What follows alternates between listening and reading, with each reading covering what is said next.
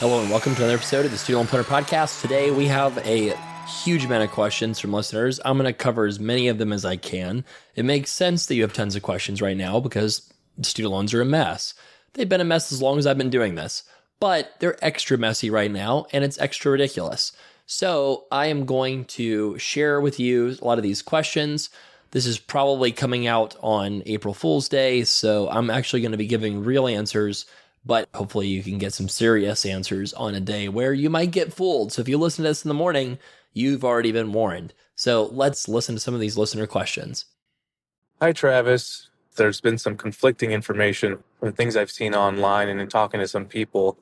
The question has to do with going for public service loan forgiveness if you are on an IBR plan, and then eventually if your income increases and you no longer qualify as a financial hardship and then are switched to a standard payment. For me specifically, I had some loans that were older, and so I had to do direct consolidation to qualify them. And what I've heard is that if you have a direct consolidation, that standard repayment plan, the monthly payments would not be qualifying payments for, like PSLF. But looking at the actual statute for the public service loan forgiveness plan, it looks like that if you have a 10-year term, then even under the consolidated plan, that it would be a qualifying payment. I know that the standard plan term can vary from 10 to 30 years, but it looks like it, at least for me, and I think for most people, when their income goes up, the IBR has a cap that's at that 10-year standard repayment plan. So to me, it seems like that would qualify even if you are out of it, an IBR or IDR plan. I was just hoping that, if you had some experience with this and might be able to add some clarity to that. Thank you. The answer to this question is absolutely wild. And I learn something every month doing this for like 9 years. And I'm shocked that I'm still learning things that just, that's how complicated the loan system is. So the standard 10-year plan does count for PSLF. The standard repayment plan for consolidated loans does not. So when you consolidate a loan more than $60,000, it turns into the standard 30-year plan, but it's just called standard repayment. And standard repayment for a $60K plus sized loan ends up working out to a 30-year amortized loan schedule. If you think about that amount, it's not something that would qualify for PSLF, but the standard 10-year plan does count if you've not consolidated your loans. But there's a very important caveat, and this caveat has not existed in 5 years. And the caveat is, if you look at the standard 10-year plan, what they're supposed to do according to the statute is amortize that standard 10-year plan according to how much time you've already been in repayment towards a 10-year total time in repayment that you need to be in to pay off your loans. Well, what happened during COVID? The Trump administration and the Biden administration counted the COVID forbearance as time in repayment. So what happened is when everybody got out of the COVID forbearance, pretty much most people going for PSLF have at least 2, 3, 4, 5 years of repayment towards their loans when they weren't really making payments at all in a lot of cases, right? People's payments were zero, but they were enrolled in an income-driven repayment plan. And so since that's like 5 years towards repayment, or in some cases, if you had some payments from before COVID, 7 or 8 years or even 9 years towards repayment, your final standard 10-year payments are so large that it almost looks like a mistake when they send you the billing notice in the mail. So that huge, absolutely enormous payment that people are getting right now, in a lot of cases, because their recertifications are coming up and they're told, hey, you better recertify or else you're going to have to pay the standard 10-year plan. And the standard 10-year plan is somehow $5,000 a month or $10,000 a month. And you're like, what the heck? The reason is because the statute was written that way, or the rules were written that way, and the servicers are actually applying it this time. Honest to goodness, I don't remember the servicers even applying the rule back when I was advising people on repayment from before COVID. So it's like pretty wild to me that, like, if you look at the actual rule, it says you're amortizing the standard 10-year plan, based, and you're including in that standard 10-year amortization, like time you've already been in repayment, and you have to amortize it over a shorter period if you've been in repayment for, more than, if you've been in repayment really any time at all. This is the trap. This is why I'm so concerned for borrowers that are going to not have a partial financial hardship to get loan forgiveness, depending on how these court cases go. It's because people have to have a hardship, have a personal financial hardship, which is not what it sounds like, right? It's a technical definition where your IDR payment has to be lower than your standard 10-year plan, right? So, yeah, what a weird situation. What a weird set of loan rules to have, but that's the rule. And so people really are going to be in big trouble if ICR gets repealed, because that is the safety valve right now. If somebody does not have a partial financial hardship, they can get into the ICR plan and have a maximum payment that works out to roughly a standard like 6-year amortization, give or take. So really heavy technical answer to start this one, guys, but let's keep going. Hi, Travis. My name's Andrew. I'm a longtime listener. Appreciate the work that you all do over at SLP. My question regards my student loan situation going for aggressive payoff. I haven't heard this method mentioned as much recently in any of the podcasts. I am currently at a federally qualified health center. I have about $140,000 in federal student loans, non-consolidated, and then my income currently is about $120,000 a year. My oldest loan was taken out after 2014. So just looking at the variety of plans, I'm looking at switching over from the Save, which I'm on forbearance, to either the standard plan or consolidating and perhaps refinancing. The reason is because at this location, I qualify for state loan repayment or NHSC, where I would get about $30,000 a year for 3 years of work, total of $90,000 over the course of 3 years. I do think it's reasonable for me to be able to pay off my loans in hopefully 3 to 5 years by putting money towards them in addition to that tax-free benefit that I would get from working at this location. I do see myself staying here for a long time, but from the psychological aspect, I would prefer to try to pay them down sooner rather than waiting 10 or 20 years for forgiveness. So that's my current situation. I'm welcoming to any thoughts.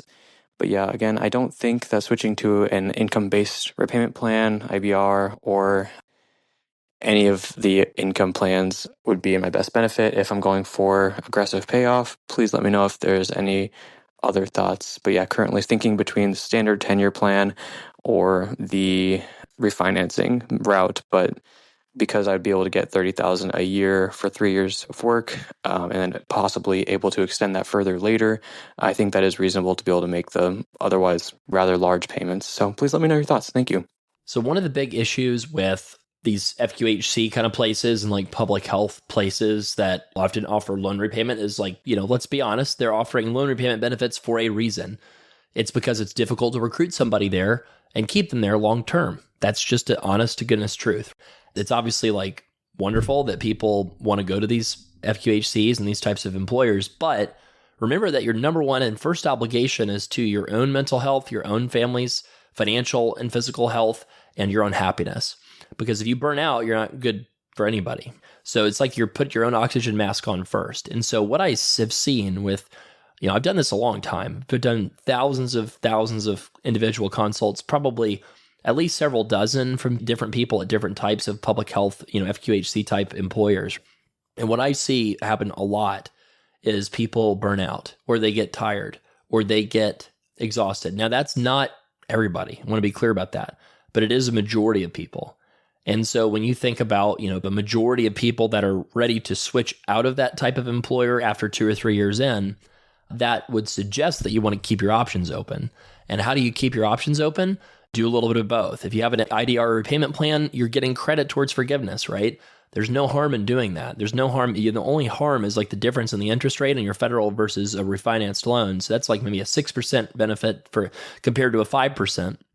And when you think about that $30K repayment benefit, you can use that as a lump sum to cover all your IDR obligation, or hopefully even reimburse yourself for direct IDR payments you make yourself, which is preferable.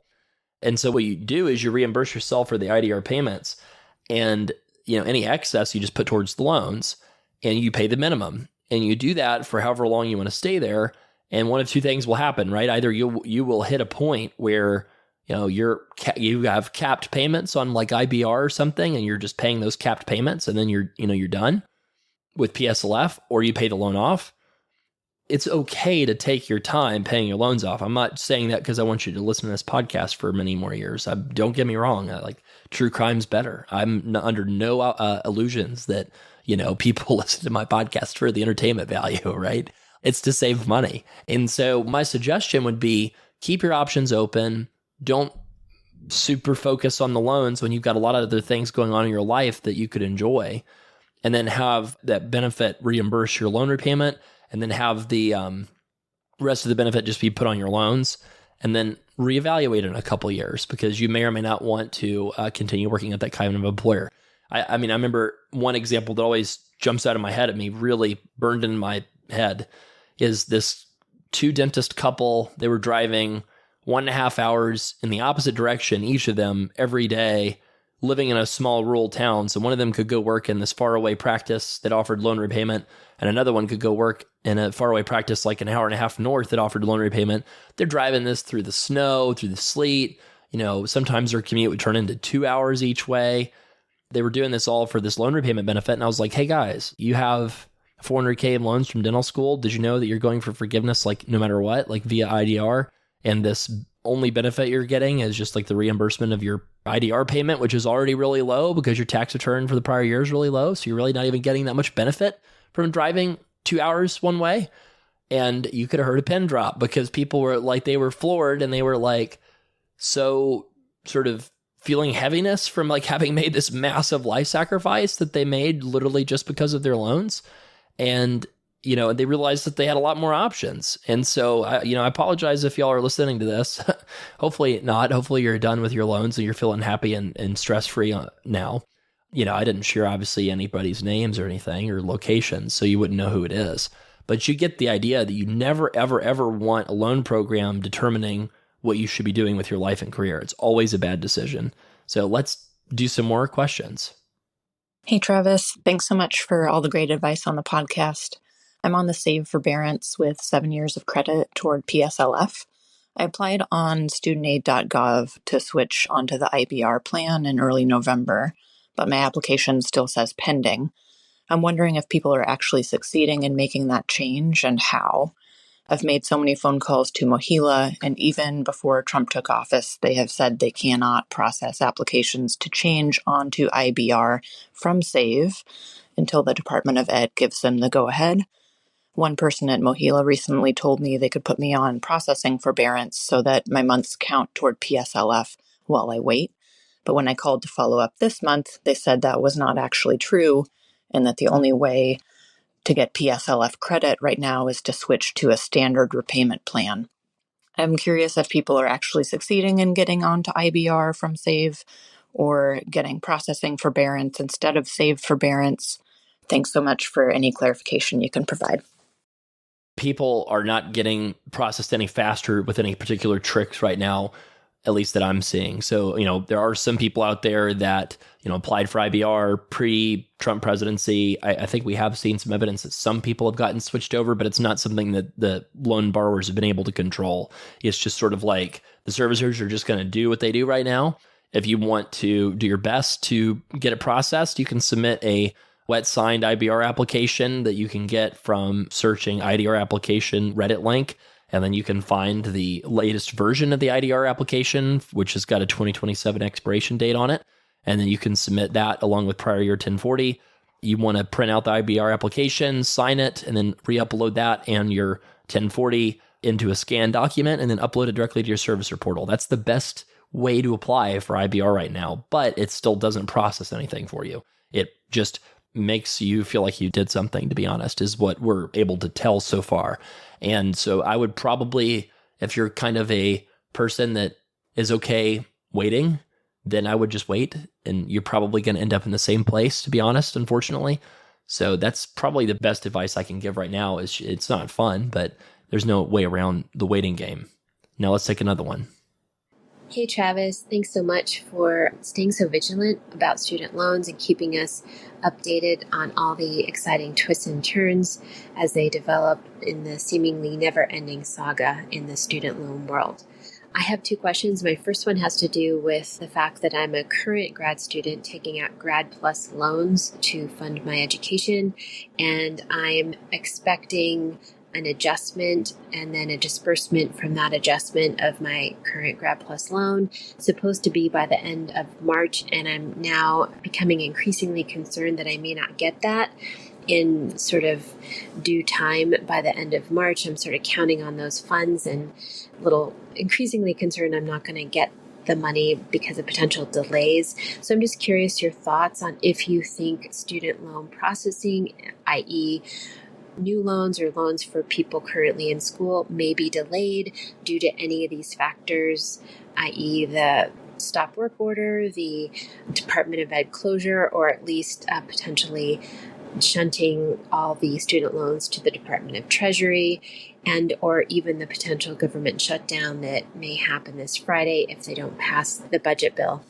My second question has to do with my past student loans that I consolidated by the IDR waiver deadline last year, and then I applied and I think I got accepted onto the SAVE program. But then, as we know, the SAVE program is probably toast if it isn't already. So I'm just curious, what would be your recommendation for someone like me who has a significant past student loan balance that is currently, I can't remember if it's in school forbearance or in school deferment, but it's one of those where I'm currently not paying because I'm in school. What you would recommend for someone like me who's qualified for that on the SAVE program, but knowing that the SAVE probably won't survive? Should I just go ahead and apply for IBR? I qualify for old school IBR since I took out my first loan prior to 2014. So those are my questions. Thanks so much. For your loans that you have for your program you're already in, you can continue to borrow. I'm not expecting anything to go wrong with that. I think that there will be a bill at some point to try to change the terms of the Grad Plus program, but every draft of any potential legislation I've ever seen from Republicans always talks about changing it only for students signing up for a program as of a certain date as new borrowers. So that's what you should expect on the new borrowing part of things and the old borrowing part of things. You can't get into IBR probably right now at all on loans even that you already have if you're in an in-school deferment. Theoretically, PLUS loans should be able to have an in-school deferment waiver request submitted. And for Grad Plus loans in particular, you theoretically should be able to get off of that in-school deferment and get on IBR, but that's theoretical. That's the key operative word there. The reality is nothing's happening right now. You have a lot of people that are completely being laid off, and half of people at Department of Ed don't have a job, and they're talking about moving all loan management to the Small Business Administration, which is not legal. Obviously, it's just going to be a gigantic mess because they don't have the staff at all with the appropriate knowledge to be able to help borrowers. And so borrowers are just going to have to be their own best advocates. So let's take another question. Hey, Travis. Just want to say thanks for all the great information you put out in the world. It's so helpful, and it's something for which I'm enormously grateful. Thanks so much. I'm just listening to your most recent podcast. It's Tuesday, March 11th.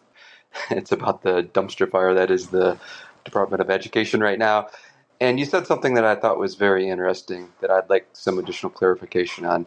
It was about the 2027 IDR application that you said we could potentially find, I believe you said on Reddit via the Wayback Machine, if we felt impatient about getting an IDR application in process. So the question, or rather the clarification that I'm looking for, is around IBR or IDR applications that are currently in process. So for instance, in my case, I submitted an application about 3.5 months ago, specifically a switch from the SAVE to the IBR, income-based repayment plan. And it had been in processing limbo. And then, of course, now the most recent court injunction has paused it entirely. Do you think, for those of us who already had applications in process, that we should attempt that approach that you described in the podcast, to download that application and submit it? Or do you think we should simply wait? And I ask because if they are changing the IDR application to conform to the most recent court injunction, does that mean potentially that any applications in process now, such as mine, would be invalidated, and therefore we'd have to start over again? I guess what I'm really getting at here is I don't want to have to start at the back of the line all over again. I mean, I was getting probably pretty close to having mine processed when it got paused, and I'm sure a lot of people out there are in the same boat. So I'm curious to know what you think we should do given this situation. Again, thanks so much for everything, Travis. I think I would just wait. Honestly, I don't think that there's any guarantee that reapplying would get you to the front of the line at all. It might just confuse them. So I would probably just wait and just hope for the best. And, if it does invalidate it, what are the scenarios where they invalidate your application, but the 2027 application that they had a problem with, that they pulled down, that they 404 errored on the site, that they don't also pull that one and validate that one? Does that make sense? So that's kind of why, if you've already got an IBR application submitted a long time ago, that's a great point that this listener made. I would not resubmit because of the logic of, well, if they have a problem with the one you've already submitted, then of course they're going to have a problem with the one that they pulled down from the website and made a 404 error for. So that's why I would just be patient. If you've already submitted that IBR application, I think that it is true that you could submit another one. Like, that's not illegal. It's not probably going to harm you, but I don't think it helps you. And I think that, when I have had time, I guess, to think through this logic a little bit more, I think it's probably just not necessary. And I guess there's a chance it could hurt you in the sense that somehow they look at this most recent application and they stop working on your old one, right? I don't think that's a huge risk, but I guess it is a risk. So I probably would lean towards doing nothing if you've already applied. Now let's take another question. Hey, Travis. Thanks so much for all the advice you offer us. So I got approved for IBR on March 8th, and my loans were borrowed from 2016 to 2020. My understanding is that qualifies me as a new borrower under the IBR plan, and that my payment should be capped at 10% of my discretionary income. My loan servicer is Ed Financial, and they are insisting that there's no such thing as new IBR or old IBR borrowers, and all IBR payment plans are capped at 15% regardless of when you borrowed your loans. I don't think that's right, and I don't know how to fight this. I did send a complaint to the FSA website, but I don't know, if that does anything. And Ed Financial keeps saying that they're not going to change my payment because my IBR was calculated correctly, even though it should have been capped at 10% of my discretionary income, and instead they're capping it at 15%. Do you have any advice for when the loan servicer is doing something like this that is not right, but also they're not willing to admit that they're wrong? I just feel a little stuck here. Thank you. This definitely sounds like one of those, you call the loan rep and the loan rep is new and has been there for 3 weeks, and they're like, oh, I know better than you. I work here, and it's always 15% because I made it up. And I've had so many of these emails from people where they're like, I called Mohila, I called Ed Financial. You have to think about, who are you calling? You are calling, and I don't want to be mean here, but you are calling somebody on average who probably has 3 to 6 weeks of training, maybe 3 to 6 months, if we're maybe a little bit more charitable, who makes $15 to $20 an hour, who is trying to answer questions for people, trying to do a good job with an extraordinarily complicated and messed up system. So they are doing their best, but that is the kind of response that you're getting, is a customer service center response from a government contractor that was chosen because they charged the government the least amount of money. And obviously that means they're also going to be reinvesting the very least as possible in their workforce, because that's how the contractor was chosen in the first place, was because they were going to charge the government a low amount of money. It's very common that you call your servicer person and they give a totally wrong answer. What I would say is, first, be sure about it. Be sure that you're a new IBR borrower instead of an old IBR borrower. Know that the naming convention of new IBR doesn't exist. It is only IBR, and the only difference is if you qualify for the new version of it or the old version of it, but all the people will call it IBR. And then I would just look at the math. We have a calculator on our website that you can find if you type in IBR calculator that will show you what your payment should be on the new IBR plan versus the old IBR plan. It will be really clear as to what your payment should be based off of whatever most recent taxable income that you used. So that's the other part of it, is you want to use in the calculator whatever most recent taxable income you used. And for a lot of people, that number is all over the place. Some people haven't recertified since before COVID. Some people have recertified more recently. And so you want to make sure you're using the right number to calculate your IBR payment. But yeah, I'm expecting there to be a lot of problems like this. And so we're going to have people probably reach out to their congresspersons or senators via constituent services once we're perfectly sure that there's been a mistake that's made, to make sure that people pay the correct amount, not the incorrect amount. Let's listen to another question. Hey there, y'all. I am just curious about whether or not you've heard anything regarding the PSLF verbiage that needs to be included. This is something I'm seeing in the Reddit threads where folks are getting denied.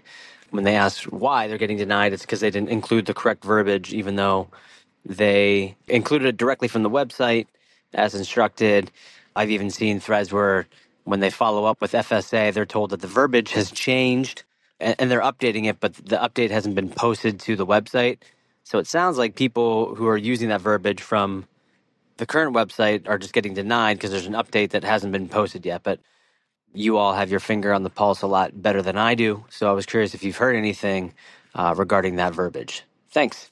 So this kind of stuff is honestly constantly changing. And instead of worrying about submitting the verbiage right the very first time, what I would do is just submit what is on the FSA website.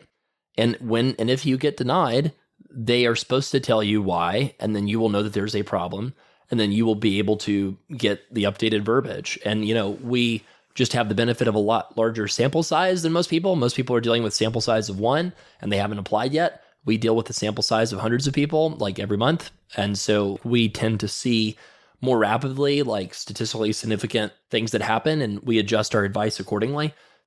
We use a thing called Text Expander. It's kind of helpful. I think a lot of people should use it if you do a lot of customer replies kind of thing. And so we have like a team kind of response for like PS left buyback when somebody's doing that. Because what this person's referencing is only happening when somebody does a PS left buyback application, which, to be frank, probably all PS left borrowers are going to need to be doing because everybody pretty much has, or most people pretty much have at least 6 or 7 or 8 months of a forbearance period because of PSLF buyback, right? So that's kind of an interesting thought that basically every PSLF borrower is going to be needing to submit a buyback request, or they're just going to pay too much money towards their loans, unless the program, of course, gets repealed, which frankly, I think it will be at some point here in the next year or two. But go ahead and submit for it, do your best, and when and if you get denied, you can apply again for it. Now, you might say, well, what if it gets repealed in between, when I applied and when I submitted the right verbiage? I don't think that's something to worry about. Like, I think they're probably processing these at such a glacial speed right now that I really don't think that's going to make the difference between people getting PSLF buyback and people not getting it. I will say that we run like a PSLF physicians Facebook group. There's a lot of commentary in that group about what verbiage is being used and has been used.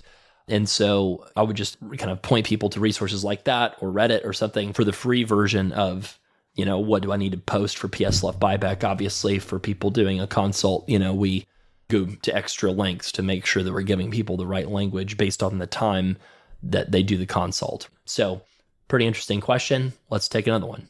Hi, Travis. I'm currently in school, wrapping the first year of my Master of Social Work program at a prestigious and expensive university.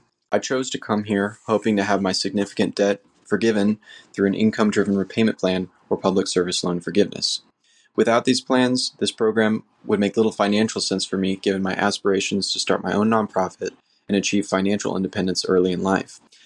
Should I gamble my aspirations on this program, which I love, or hedge my bet on public service loan forgiveness, transfer to a cheaper part-time program, and begin working? Thanks. I love these questions. They're so well thought out. We have really smart listeners. I would stick with the program you're already on. You've already made a bet, so you probably already have a significant amount of debt that would still be kind of difficult to repay if you didn't have any access to loan forgiveness. And even if you transferred, you would still have that big debt. And so your plan probably is not going to change all that much. Ultimately, if they do follow through with their threats of, repealing all these loan forgiveness programs and such, I really don't think that you can expect that's going to happen for people who already have loans that are already enrolled in school already.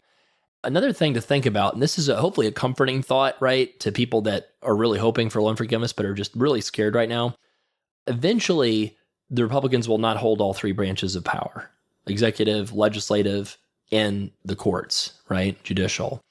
Eventually, what's going to happen is you're going to have a Democratic president and a Democratic House and Senate one day. That is not me saying like this should be the outcome, that should be the outcome. What I'm saying is just a statement of reality. Eventually, Republicans will lose control and Democrats will take over, and then eventually Republicans will take control again. That's just how democracy works, right? Like if there's a bad recession, sometimes it's the fault of the party in power. Sometimes it's not, but everybody blames them anyway. And the bastards get kicked out, right? That's the old joke, right? Like kick the bastards out. Poor politicians, they're always losing power. So the party in power gets kicked out of power. So what would I be thinking about if I was a master's in social work student right now, knowing that PSLF is something that's really critical for me? What I would know is 20 or 25 years of IDR forgiveness is a long time. Even 10 years is a long time. If this person's already in school, by the time they graduate, you only have 2 more years or so of the Trump administration, and they have another election.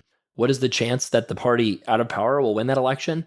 Probably greater than 50%, maybe 55 or 60%, right? What is the probability that even if the Republicans win, that they lose the House or the Senate? Probably more likely to lose the House. And those chances are probably greater than 50% if you think about the incumbency penalty. Once you have a split control of power, there's a lot of concessions that can happen and will happen, especially if they were too restrictive on reining in loan forgiveness, right? Because let's be real, the Democratic Party has this huge constituency of very educated voters now. And that's why you saw student loans become such a huge focal point for the Democrats in this recent election, is because they know that they have this huge split for more working class voters that are favoring Republicans and more educated voters that are more favoring Democrats. And so student loan forgiveness is essentially like a core base issue now for the Democratic Party. I would anticipate that even if the catastrophic scenario happened that a lot of people are worried about with loans, I think all you have to do is literally wait for Democratic control of one or more branches of government. And a lot of the things people would be worried about would be restored and possibly retroactively credited. I mean, think about all the stuff that happened with the Biden administration. Has the PSLF waiver been legally challenged? No. Has the IDR account adjustment been legally challenged? No. Has the SAVE plan been legally challenged? Yes. Why? Because they were bragging about it. I mean, to be honest, right? They were bragging about it, bragging about how everybody has a low zero payment. The majority of people have a zero payment, bragging about how many people they were going to get loan forgiveness. Obviously, conservative Republicans didn't like that. Then the Biden administration tried to essentially very quickly go around the court saying, hey, we have some concerns about this plan. And the Biden administration's literal response was like, oh, we can just take the SAVE plan terms and then we can just call it repay because that used to be a plan. So we're just going to take the SAVE plan and just call it repay, and we're just going to ignore all the court's orders. And the court was like, screw you guys, we're going to put an injunction on absolutely everything. How do you like that? And so this is the mess that's going on, right? Maybe that's obviously a lot more than this borrower needed, but I think that you're safe. I think you don't have to worry. I think everything's going to be fine. I think you should stay where you're at. I think you're going to get PSLF just fine with IBR. And I think that, with the new IBR version, if you're a new borrower as of 2014, by the way, and then I think that if you have a catastrophic event happen, you essentially need to put your loans into some sort of hibernation pattern with either forbearances or, an extended graduated plan where you're paying, a fraction of your balance every month. And you're putting them in that holding pattern until you get a more favorable political environment for loan forgiveness. And if that doesn't work, take the move abroad effect and go take the foreign earned income exclusion, where you don't have to pay tax on your first 120K of earnings earned abroad as a U.S. citizen. File your U.S. tax return where you claim $0 of taxable income because of that exclusion, and then submit your loan repayment IDR application where you have no income and you pay nothing. And then you can just live abroad. So there's all kinds of choices that you have. People just have to know all the loopholes. So let's listen to a few more questions. Hi, Travis. Thanks for all the information you've been providing in the podcast and in emails. My name's Zach, and I'm a first-year resident. I wanted to highlight that after talking with the Better Business Bureau, filing a complaint, as well as reaching out to constituent services at the local House member's office, I have now had my federal student loans properly consolidated and applied in the SAVE forbearance. This has been an ongoing problem since May of 2024, and relieved to finally have that completed. Thanks for the advice. My question today is regarding tax filing for 2024. I'd like to file an extension to figure out what the next steps are going to be from the Trump administration. What do I need to know regarding filing a tax extension, given that I'm probably going to owe approximately $3,000 in taxes for the 2024 year? The first big tip is you got to make that estimated payment by the deadline for normal tax time. So make that estimated payment and maybe even throw in a little bit extra, maybe goose it a little bit with 10% on top of what you think you might owe. You can always apply it to estimated payments next year. And the reason for that is you have to pay all that you owe by that deadline. Now, if you file an extension and you're short on what you owe, then you're not talking about huge penalties or anything like that. If you file no extension and you owe, then you have to pay like penalties and interest. And the penalties and interest aren't like horrific, but they're just not fun. So in general, if you file an extension, even if you screw up a ton of stuff, you're still going to be okay, generally speaking. And then if you file an extension and you make your estimated tax payments that you're thinking that you might owe, then you're really okay. And then the only question is like, when do you file your final return? I want to say that, this has been very difficult because we have a tax business and we had logic in place, and I'm still confident in the logic that we had. But then, of course, with this last second IDR recertification announcement, it does kind of make extensions better than they were before. I think it's still fine if people filed already. I think I still stand behind all of our logic with our tax team, but this is kind of why student loan aware tax planning and prep, I think, helps a lot of people, because the problem is like all the logic can kind of change mid-tax season with this, which is just ridiculous. If I was doing it myself and I was trying to figure out what do I do with my taxes right now, I would file an extension. If I was married, I'd file separate. I would goose the estimated payment. Goose is kind of like this thing we used to say growing up in the Panhandle, throwing on extra is what that means, I guess. I don't know if that's a common saying elsewhere, but throw on extra on top of what you think you owe just to be safe. Like, if you owe $3,000, maybe pay $3,300 or something, and then you're good. Then you can wait until mid-October to file your final return. But I'm definitely really grateful for our tax team this season. They did a great job, I think. First tax season is always the toughest, and second tax season, I'm excited with all the improvements that they've done.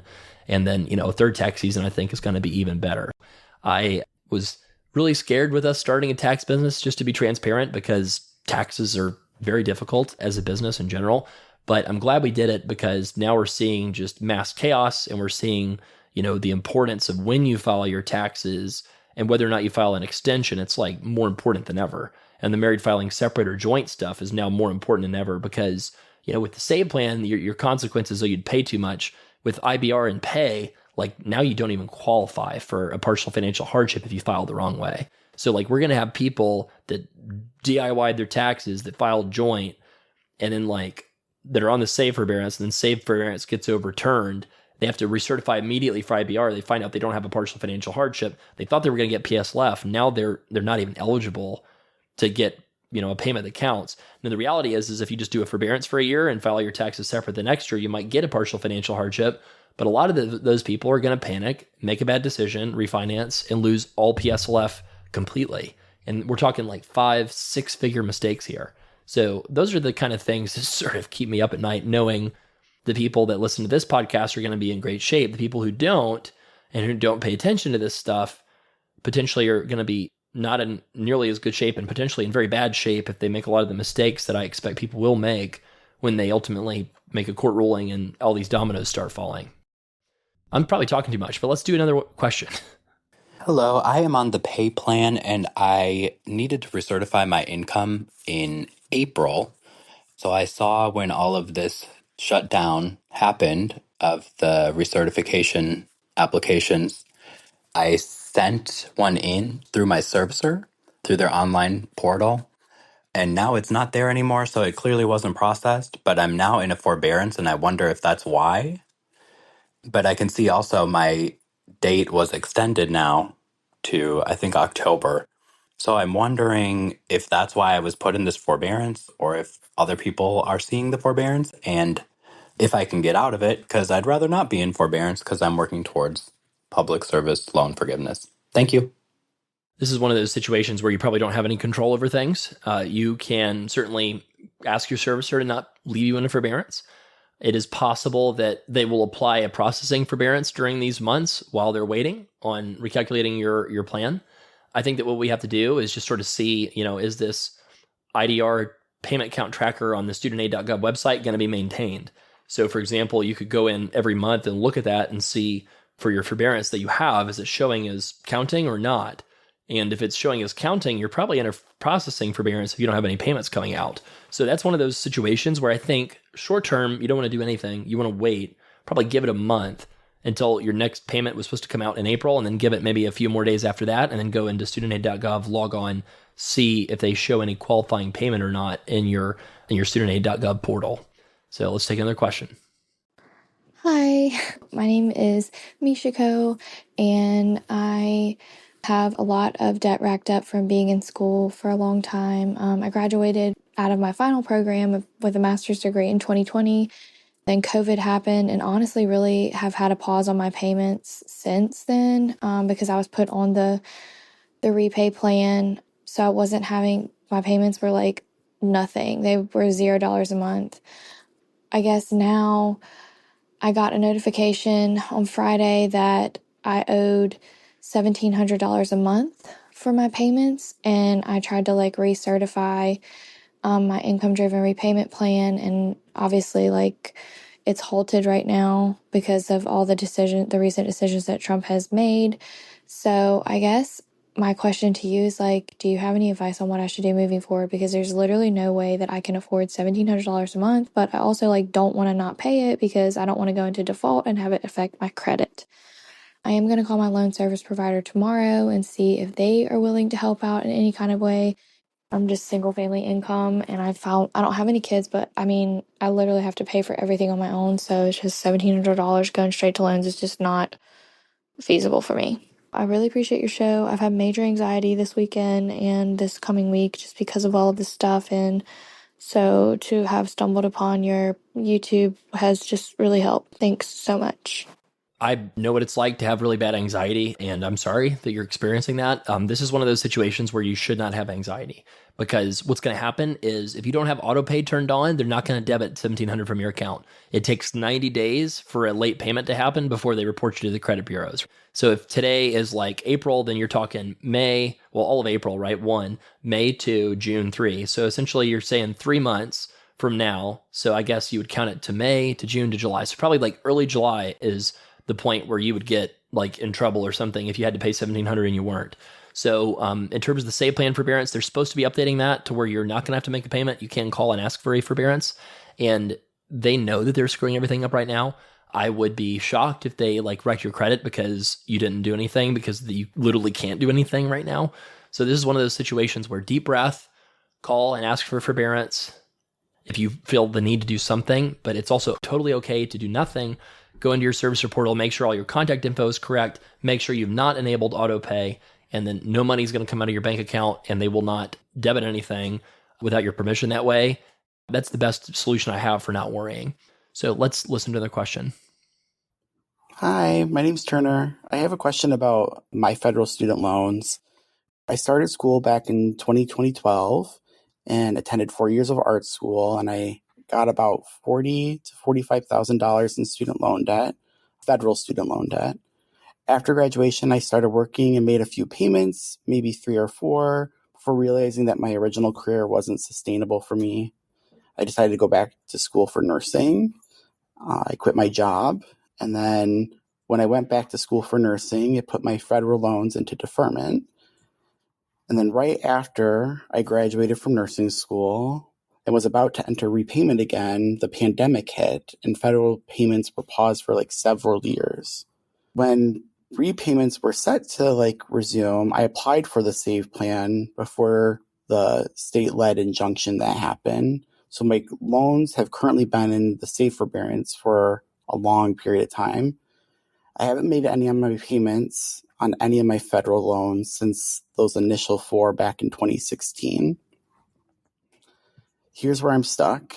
I've been working as a nurse since 2020, and both the hospitals that I've worked for qualify for public student loan forgiveness. My current employer does too. My plan was to wait and to see what happens with SAVE forbearance before making any decisions, but I'm wondering if that's the right move. Should I sit tight and wait for policy changes, or should I proactively start making payments that start counting towards PSLF? I'd love to hear your advice on this. Thanks for your time, and I appreciate everything you do on the podcast.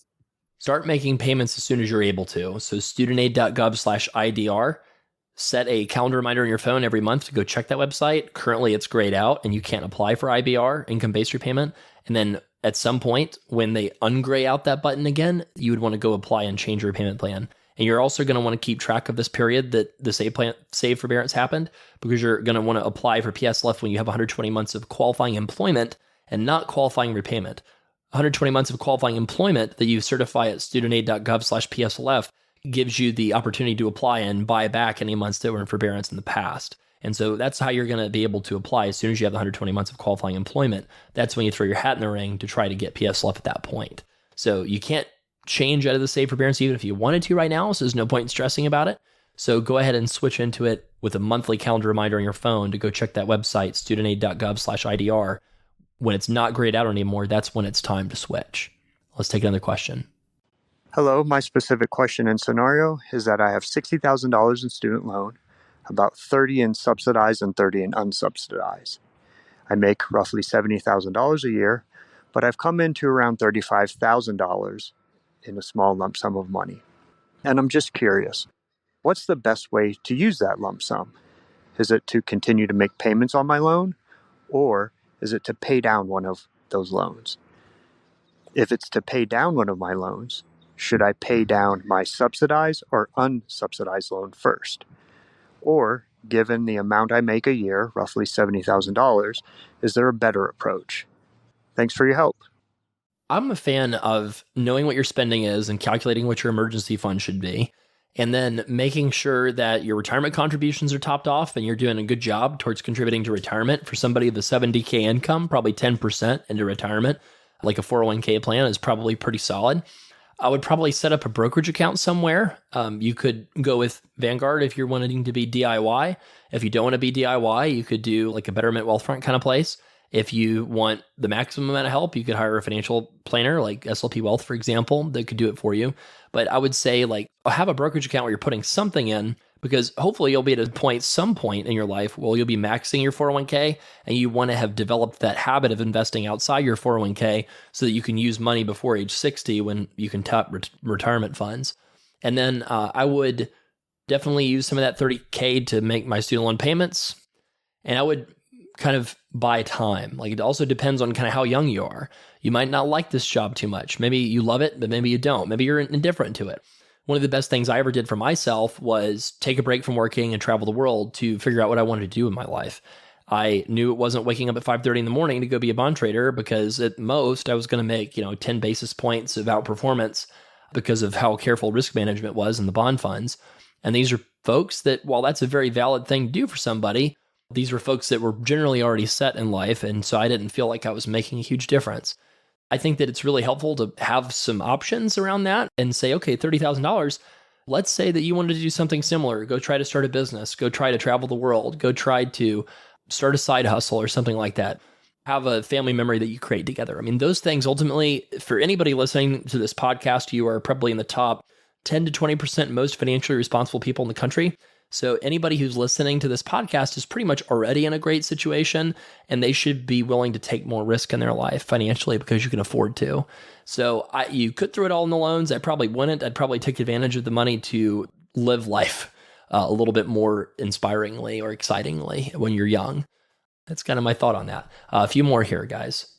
Travis, I have $610,000 worth of student loans that I have not paid since the pandemic, with zero payments and no interest accrual since the pandemic. But I was enrolled in the SAVE plan, and my loan servicer, that is very difficult to speak with in their customer service, has mentioned that I won't need to recertify for IDR until 2026, and that currently my payments are zero in this time. My question is, if my interest rates are going to be so high as 5 figures per year almost, even if I recertify when repayments go into effect in 2026, would I want to pay off this student loan as quickly as possible, or wait out and make the minimum payments until forgiveness is achieved after a certain while? Thank you. I mean, certainly keep waiting and take advantage of the zero interest on that large of a loan balance. Like, you might not be getting any credit towards forgiveness, but at least you're not falling backwards in terms of the size of the loan, right? I will say, if you're positive you're going for forgiveness, yes, at some point you want to get off of the save forbearance and apply for a program that counts towards forgiveness. So that's certainly true. If you're having no interest accrual, it means, of course, you're on repay and then save, and that's been your journey through loan repayment. What's going to happen is they're telling everybody that this 2026 recertification date is going to be extended that long, but the reality is it's Probably not going to be, especially for save forbearance people, because court ruling is going to happen. They'll say save's illegal. Everybody's got to get off of save and get on something else, right? So unless you want to pay the standard plan, which for 600K of loans is $6,000 a month, then you're going to have to apply for something else. And when you go apply for something else, it triggers a recertification.